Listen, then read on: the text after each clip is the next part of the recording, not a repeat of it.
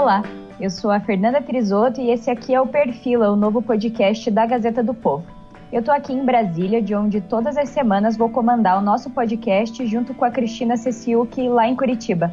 Tudo bem, Cris? Tudo bom, Fer. Oi, ouvinte. Você que já acompanha a gente sabe como funciona o Perfila. A ideia é contar para você a cada episódio a história de uma personagem da semana. Quem apareceu mais e por quê?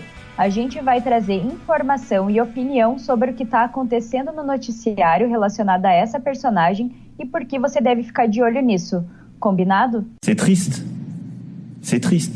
Mais c'est triste d'abord pour lui et pour les Brésiliens. O presidente mais jovem da história da França, Emmanuel Macron, está no meio de uma troca de farpas com o presidente brasileiro, Jair Bolsonaro.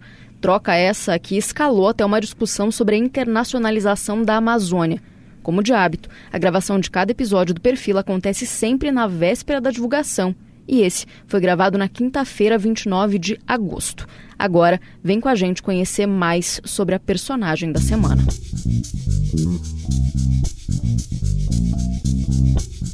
Não é de hoje que o presidente francês Emmanuel Macron tem divergências públicas com o chefe do executivo brasileiro Jair Bolsonaro.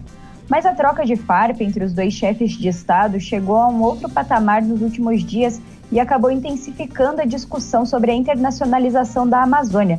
Isso aconteceu depois do Macron chamá-la de nossa casa e dizer que esse assunto de queimadas na região seria tratado na reunião do G7, o grupo dos países mais desenvolvidos do mundo. Praticamente desconhecido pelo eleitorado francês até então, Emmanuel Macron apareceu para a política em 2016, quando lançou o movimento En Marche, dizendo não ser nem de direita nem de esquerda. Ele é de esquerda, eu sou de centro-direita. Acabou eleito o presidente mais jovem da França aos 39 anos, derrotando a candidata de extrema-direita Marine Le Pen. Mas a vida como chefe de Estado não anda fácil e ele enfrenta alguma resistência interna. Quem não se lembra ou ao menos ouviu falar dos protestos dos coletes amarelos? Macron e Bolsonaro já vinham discutindo sobre questões ambientais em público há mais tempo, desde o final de junho, no mínimo, durante o encontro do G20 no Japão. Ali, a ameaça era de não assinar o acordo comercial entre União Europeia e Mercosul, caso o Brasil abandonasse o Acordo de Paris. A animosidade entre os dois países cresceu e ficou explícita no episódio em que Bolsonaro não se encontrou com o chanceler francês aqui em Brasília por causa de uma emergência capilar. O negócio desandou de vez quando as queimadas na Amazônia dominaram o noticiário. Macron usou o manjado discurso de pulmão do mundo, disse que a Amazônia é patrimônio da humanidade e propôs discutir a questão na reunião do G7. Por causa disso, Bolsonaro o acusou de ter um comportamento colonialista. O governo brasileiro até recusou uma ajuda milionária oferecida pelo grupo. E as farpas não pararam. Bolsonaro fez um comentário zombeteiro sobre a idade da mulher do francês, que rebateu, dizendo que o brasileiro não está à altura do cargo. Enquanto os presidentes discutem, o debate sobre a soberania brasileira e a internacionalização da Amazônia se intensifica. E para falar do presidente francês e da internacionalização da Amazônia, além da Cris, também temos no estúdio em Curitiba a repórter de República, Júlia Fontes. Oi, Júlia. Oi, Fer. Oi, Cris. Oi para você que nos escuta. Meninas, eu queria começar a nossa conversa tocando nesse assunto ali da troca de farpas dos dois presidentes, né? Eles brigaram tanto por tantos motivos correlatos à discussão principal que ficou feio para os dois, né? Ficou feio para os dois, mas eu ainda acho que o Brasil fez um papel pior aí nessa briga aí. Porque, bom, primeiro, o episódio que vocês citaram na introdução é singular, né? Da emergência capilar. Isso não é uma coisa que se espera, né? De um chefe de Estado cancelar. Só deixa eu cortar só para explicar para quem talvez não tenha visto. O Bolsonaro tinha uma agenda marcada com o chanceler francês aqui em Brasília e ele cancelou de última hora e no horário que ele teria essa reunião, ele fez uma live cortando o cabelo. Então...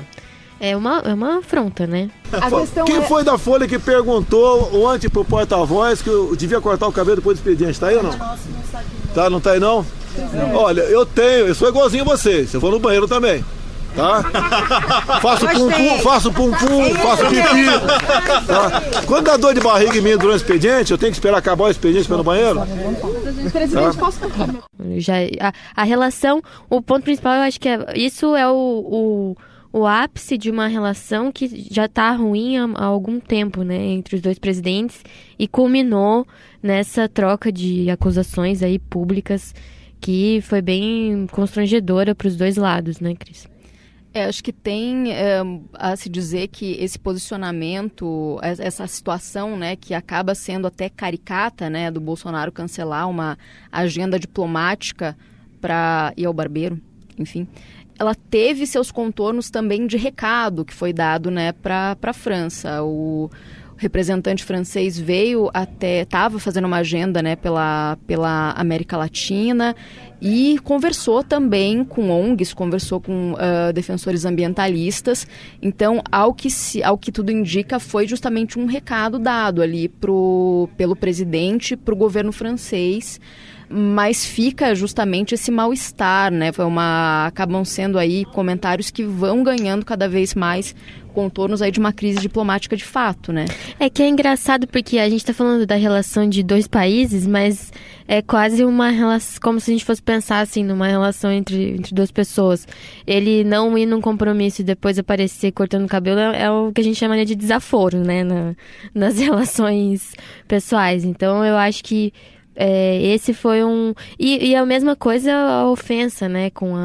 Que aí acho que é um outro nível de desaforo, né? A ofensa para a primeira-dama francesa. A mulher dele, eu não botei aquela foto. Alguém que botou a foto lá, eu falei para ele não falar besteira. É isso que eu botei embaixo.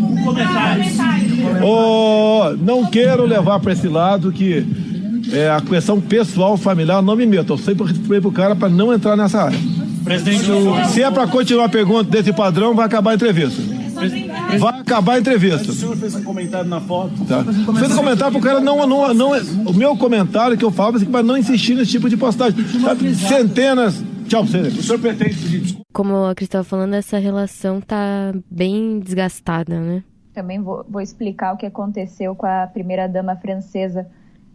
O Bolsonaro respondeu a uma interação que foi feita em rede social. Um internauta foi lá e postou um meme que comparava a Michelle Bolsonaro, esposa do nosso presidente, com a Brigitte Macron, esposa do presidente francês. E falava, tá na cara que é por isso que o Macron persegue o Bolsonaro. E o Bolsonaro foi lá, comentou, não humilha, não precisa humilhar, kkkk, né? Não é uma postura que você espera de um presidente ali, ainda denota um certo machismo de todo mundo, porque o Bolsonaro é uns 20 e tantos anos mais velho que a Michelle, então isso é visto como normal, mas o fato de a Brigitte Macron ser mais velha que o marido também, 20 e tantos anos, aí não pode, aí é normal. Tá errado? É uma discussão horrorosa, né? Eu ia até pontuar isso, né? Para quem também não conhece, talvez, as primeiras damas, né? Tem muito essa questão, né? A Michelle é 27 anos mais nova que o Bolsonaro e a Brigitte é 24 anos mais velha do que o Macron.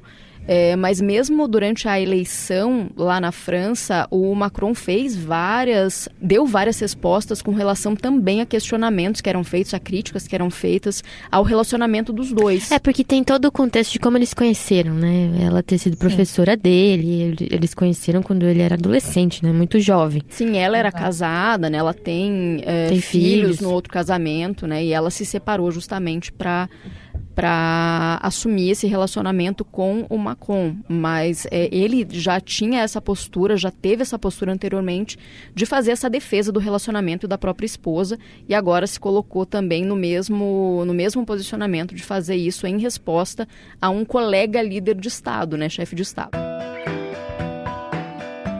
Eu sempre acho isso um pouco meio bizarro, assim, esse tipo de discussão, sabe? Porque afinal, ele, no caso dele, por exemplo, ele estava concorrendo ao presidente da França. No que o fato da mulher dele ser, sei lá quantos anos mais velha do que ele, interfere na capacidade dele ou não de ser presidente, né? Mas é essa mania de querer regular a relação, né? A Dilma Rousseff no Brasil sofreu o mesmo tipo de preconceito porque não era casada, né? Você ser casado ou não interfere em nada na sua competência ou não para ser um gestor, né? Não tem nada a ver. É um moralismo, na verdade. Né? Exatamente. E eu queria falar outra coisa sobre essa treta diplomática, né? Porque tá ficando ridícula a situação aqui. Tem até uma pessoa que a gente sempre menciona aqui no perfil, que é o Eduardo Bolsonaro. Até ele conseguiu dar uma bola fora, né? Temos queimadas, óbvio. Ninguém tá virando a cara pra isso. Agora, querer fazer fake news e exagerar isso pra ter ganhos políticos, aí eu acho que o termo molecagem ficou até barato, senhor presidente. Que vai lá no Twitter e compartilha um vídeo que tem uma pessoa chamando o presidente francês de idiota e o cara quer ser embaixador. É um exemplo de diplomacia, né, Fernanda? Você tá sendo muito rígida, eu acho. Imagina, tudo bem chamar um chefe de estado de idiota, você não acha? É que, veja, isso está sendo multiplicado, né, inclusive pelo corpo ministerial também do presidente, porque o próprio ministro da Educação, o Weintraub, ele foi no Twitter e chamou o Macron de calhorda oportunista, né? Então é assim, são insultos que acabam se multiplicando, que parece que não são percebidos ali, como justamente um problema mais sério, né? Podem provocar justamente crises mais sérias. Sim, e pelo amor de Deus, precisa ter um pouco de compostura, todo mundo ocupando o cargo público, você não é o governo, você representa o país também, né? Para além do plano de governo que tem. O Macron, eu acho que tem críticas que a gente pode fazer daqui a pouco sobre o posicionamento dele, que merecem algumas ponderações, né, em relação à questão amazônica, de fato, mas essa interlocução ali de tentar conversar num nível um pouco mais educado com os representantes de outro país, no caso o Brasil, pelo menos isso ele tem mantido, né? Eu até cito essa situação, citei, né, esse tweet do ministro da Educação, porque ele chama, né, o Macron de calhorda oportunista, de novo, aspas, do ministro, dizendo que o presidente da França estaria buscando o apoio do lobby agrícola francês. O que fica disso? Que ali, esse tweet colocado, ele está completamente equivocado na forma, mas o conteúdo tem sim uma razão de ser, porque é uma questão eleitoral, principalmente importante para o Macron, a situação relacionada aos produtores da França, por causa do acordo entre Mercosul e União Europeia, que levou aí 2 décadas para ser costurado de fato, com aquele processo de anda, não anda, e agora está justamente estão definidos os termos e prevê aí talvez um dos maiores acordos de livre comércio do mundo. São aí possibilidades de tarifa zero para diversos produtos e os produtores franceses veem isso como uma ameaça muito séria. Então o Macron ele vê aí nessa situação, acho que é possível dizer isso sem incorrer em muita avaliação própria, em muita interpretação da situação, mas é possível ver que ali ele achou uma boa alavanca, uma boa plataforma para ele falar com relação a riscos, de fato, para o seu país, se ele for competir, se for concorrer com um país que não respeita o meio ambiente, um país que supostamente teria diversas culturas, diversos produtos para exportação que seriam associados a desmatamento e outros procedimentos. Então, sim, ele está fazendo política, né? Nós não temos nada contra o G7, muito pelo contrário, nós temos contra um presidente do G7, que nós sabemos o que ele está reverberando e qual a sua intenção. É interessante, só para frisar, tá, que eu estava sendo irônica antes, caso o ouvinte não tenha entendido, porque não está como a Cris aqui do meu lado, vendo a minha cara falando essas coisas, mas eu li um texto essa semana bem interessante, sendo no New York Times, né, porque é legal a gente ver como lá fora as pessoas estão falando disso, né, e falando dessa forma como o presidente francês se comportou na cúpula do G7, né? Como ele tomou a frente, como um porta-voz mesmo, né? E aí a gente tem, por exemplo, a chanceler Angela Merkel deve deixar o cargo, né? Não pretende continuar. O primeiro-ministro Boris Johnson, que acabou do Reino Unido, né, que acabou de assumir, mas está enfrentando um outro problema muito mais sério, que é a saída do Reino Unido da União Europeia. Então ele assumiu ali um papel de liderança, digamos assim, e assumiu essa questão da Amazônia, no fim, virou um dos principais pontos, né, do encontro. E justamente, talvez, assim, a forma, né, me parece que o governo brasileiro deu a chance total, né, pro francês, ele pode ter se aproveitado disso, justamente porque ele tem toda essa questão interna que a Cris mencionou para lidar, mas o governo brasileiro deu as condições, né? Então ele tava o prato cheio lá e ele aproveitou. Macron promete ajuda de países ricos à Amazônia. Será que alguém ajuda alguém? A não ser uma pessoa pobre, né? Sem retorno? O que está de olho da Amazônia? O que eles querem lá? E uma coisa importante da gente falar é que esse tipo de comportamento, né, por exemplo, ficar xingando aí o presidente de outro país nas redes sociais pode até ser aplaudido pelos seguidores ali que acham o máximo, tá lacrando e não sei o quê. Mas para o Brasil, até do ponto de vista econômico, isso pode ter sérias consequências, né? Então já tinha empresas na Europa e países na Europa falando em boicotar, gente falando em boicotar o produto brasileiro, em impor sanções ao Brasil. Então é um assunto muito sério que precisa ser tratado dessa forma, né, Fernando? E para ficar num bordão que os seguidores gostam muito, né? Quem lacra não lucra. E é isso que pode acontecer aqui. Mas sabe que, só para pegar carona aí no termo que você usou, tem gente também, né, com toda essa movimentação do Macron, apelidando ele de Lacon também, né? Dizendo que ele, em vários momentos, ele também fez aí algumas movimentações nas redes sociais e na internet que acabaram não se comprovando, né? Ele divulgou imagens velhas, imagens antigas. Então, discurso super batido do pulmão do mundo. Sim. Que já deu, né? Ninguém questiona que é importante, sim, preservar a Amazônia. Mas o discurso pode ser repaginado, né? Do porquê que você tem que preservar. E também a coisa ficou muito quinta série, assim, né? No nível por exemplo, o presidente francês criticar, falar disso, e aí o Bolsonaro responder: mas lá na França queimou a Catedral de Notre Dame, então quem são vocês para falar disso?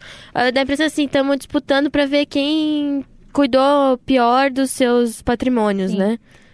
Se o nível de discurso fosse mais alto, né? Se o nível da discussão tivesse aí num patamar um pouco mais alto, seria até mais fácil, né, criticar as posturas do Macron na França, ou até falar sobre as resistências que ele tem vivido internamente, né? Acho que não custa lembrar alguns pontos aí da administração dele, que inclusive culminaram aí em protestos dos coletes amarelos, que como ficaram conhecidos, né, por causa daquela indumentária que o pessoal usava durante as manifestações, por causa de uma agenda de reformas que ele levou a cabo na França, que são consideradas super impopulares, mas ele também enfrentou alguma resistência interna ali. Teve um representante do próprio governo dele, o primeiro-ministro da ecologia do governo dele, que desembarcou do governo porque ele acreditava que não colava o discurso na prática que era adotada pelo Macron. E é um país assim que tem 75% de energia que utiliza vinda de energia nuclear. Uhum. Então tem problemas sérios internos com relação a isso. E seria muito mais fácil, muitas aspas nisso, tá?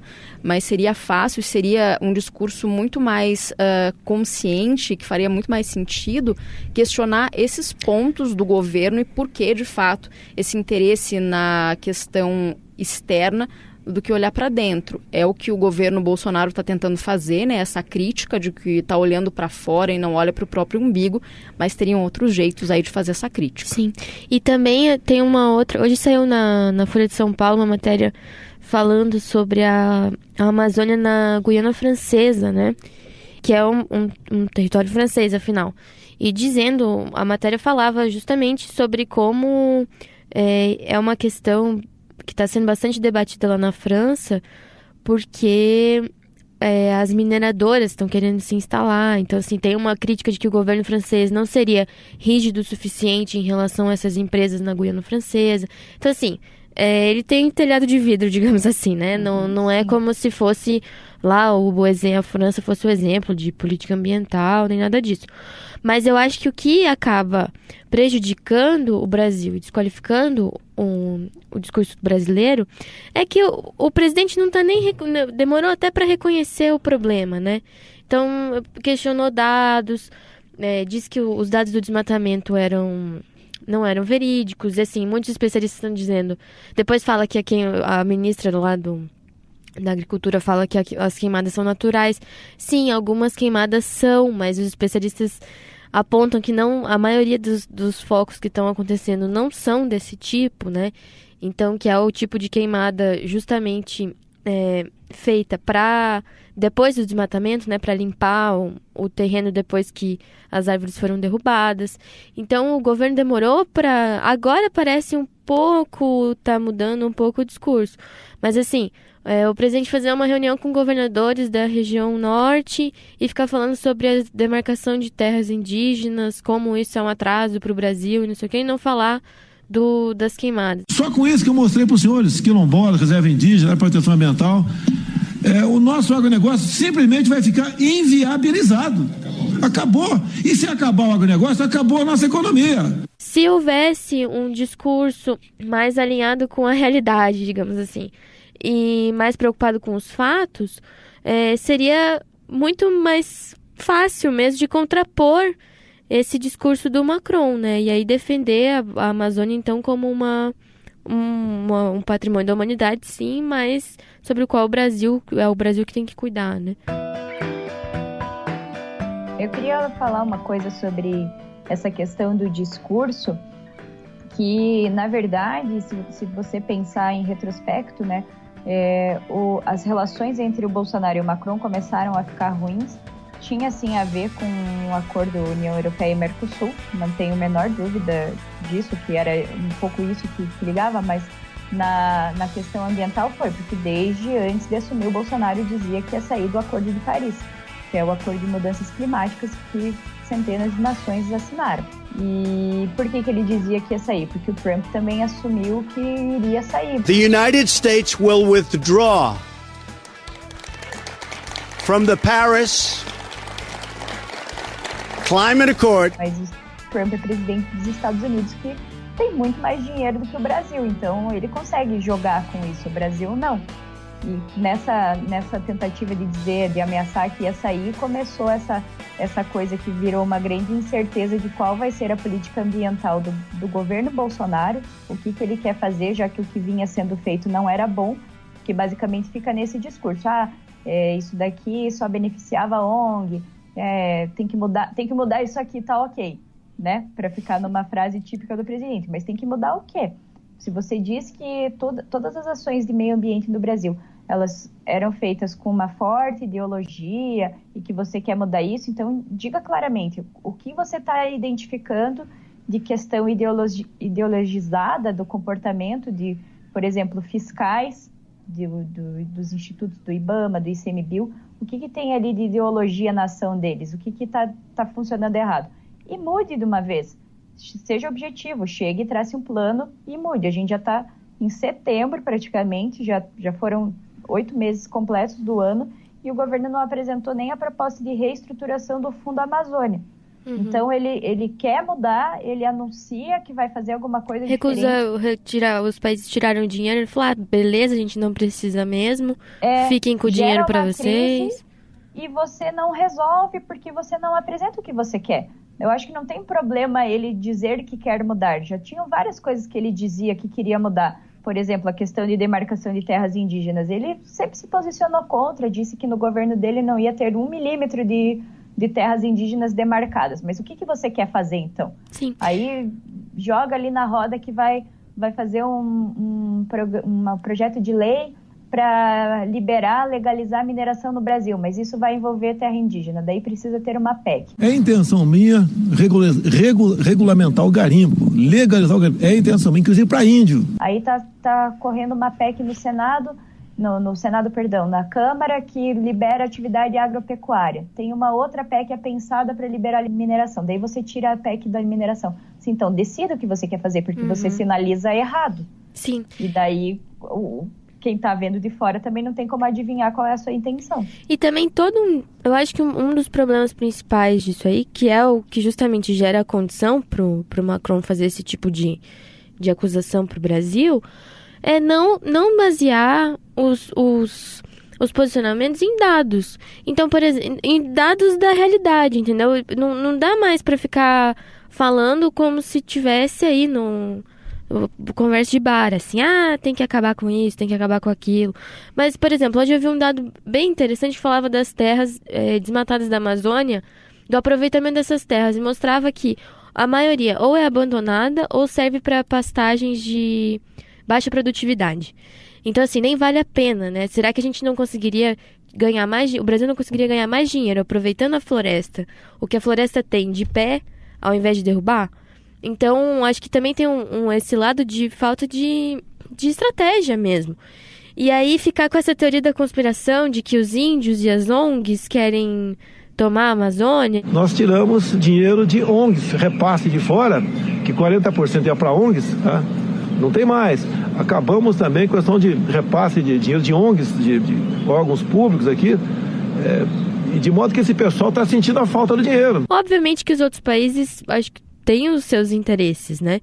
Mas se o Brasil é um território brasileiro, se o Brasil cuidar direito, não dá margem para ninguém chegar e falar que o Brasil não sabe preservar a Amazônia, que tem que tirar a jurisdição do Brasil porque o país está destruindo um patrimônio da humanidade, né? Macron acabou de falar duas coisas sobre o Brasil. Abre aspas, o que nós precisamos é construir esse novo direito internacional do meio ambiente. Ele baixou o tom um pouquinho, mas o objetivo é o mesmo. Então, talvez se o governo tivesse uma política ambiental mais responsável, essa crise toda não teria acontecido, né? Mas aí desagrada o setor do agronegócio, que é, afinal, um dos grandes apoiadores do presidente.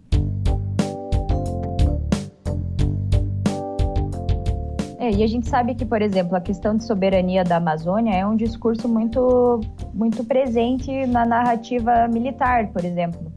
Era um discurso que foi muito usado pelos presidentes da época da ditadura militar. E, obviamente, o Bolsonaro, representante da categoria, ele reforça esse pensamento da soberania de vão ameaçar o que é nosso, a Amazônia é nossa, só a gente pode decidir o que fazer com ela. Sim, é verdade.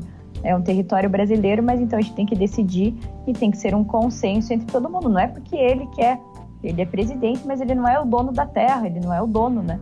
Ele é o chefe que tem que botar, e ele tem que entender que, sendo chefe de Estado, ele tem que ser minimamente democrático.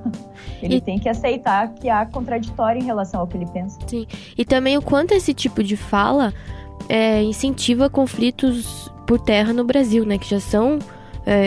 muitas vezes a gente não dá atenção, e aí também acho que vale um meia-culpa da imprensa, né, que muitas vezes não liga muito para esse assunto, mas é um problema seríssimo de gente que morre por causa de terra, né?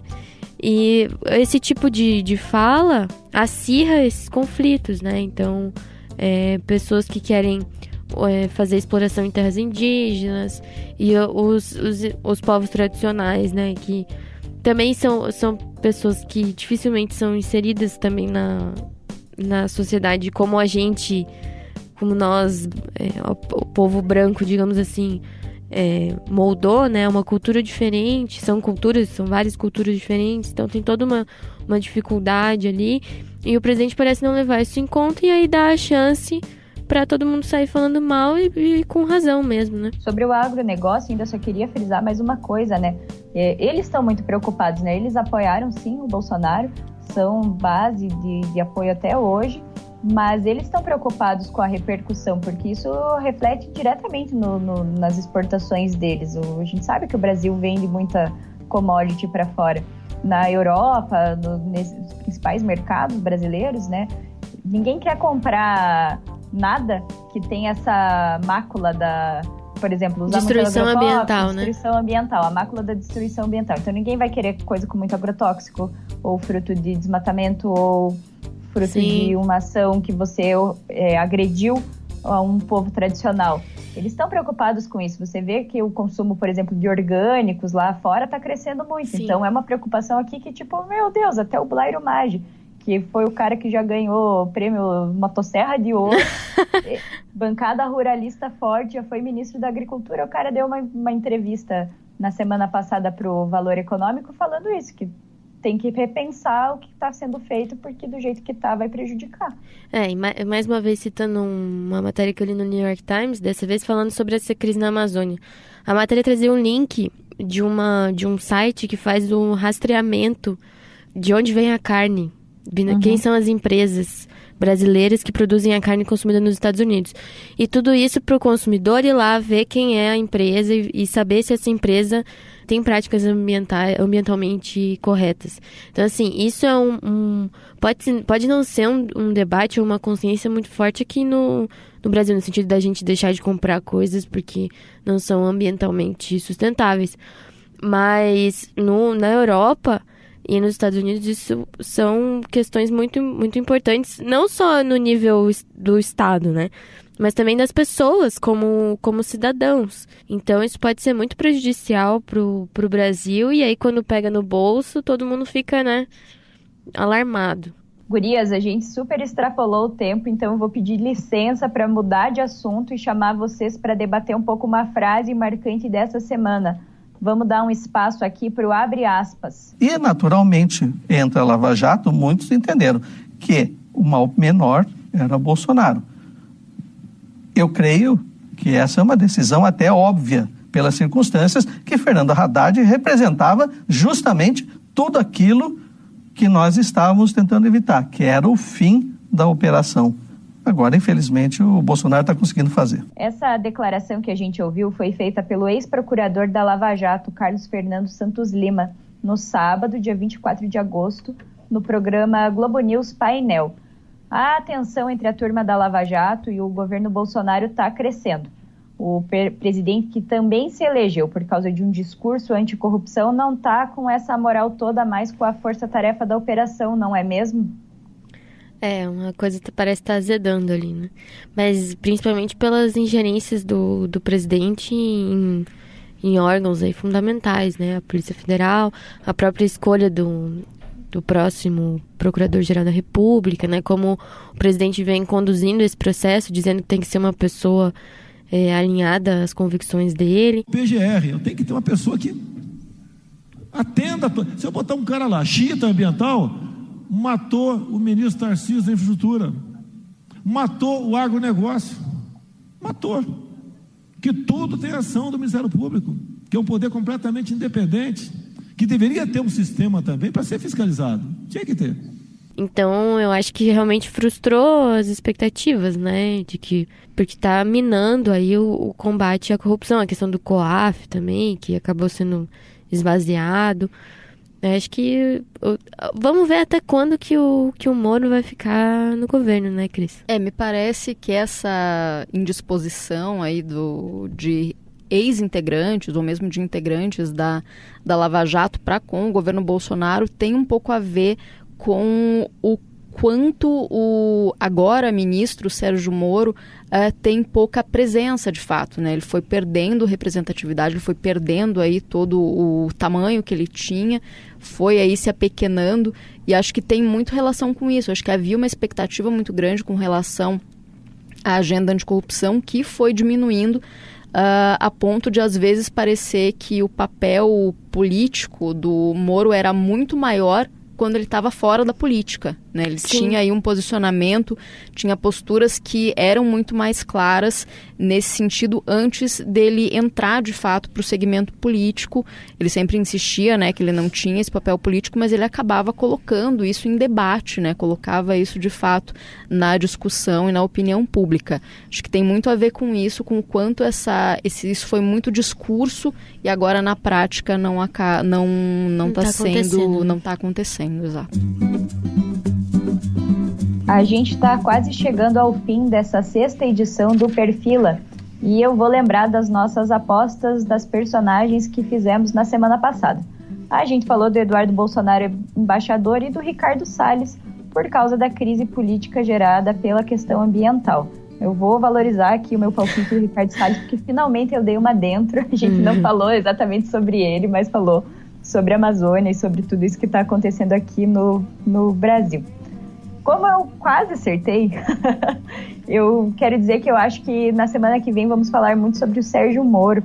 Ele está no olho do furacão, tanto por causa dessa resistência da Lava Jato, dessas caneladas que ele está tomando do Bolsonaro, no caso das indicações para cargos da diretoria da PF, e ainda sofreu um revés no Supremo Tribunal Federal, que está revendo ali a condenação do Aldemir Bendini, que já foi presidente da Petrobras e do Banco do Brasil, uma decisão que abre caminho para que vários outros réus peçam a anulação das suas condenações na Lava Jato, inclusive o ex-presidente Lula. O que vocês acham, meninas? Eu acho que eu vou pegar o seu palpite da semana passada, já que foi tão bem sucedido, né?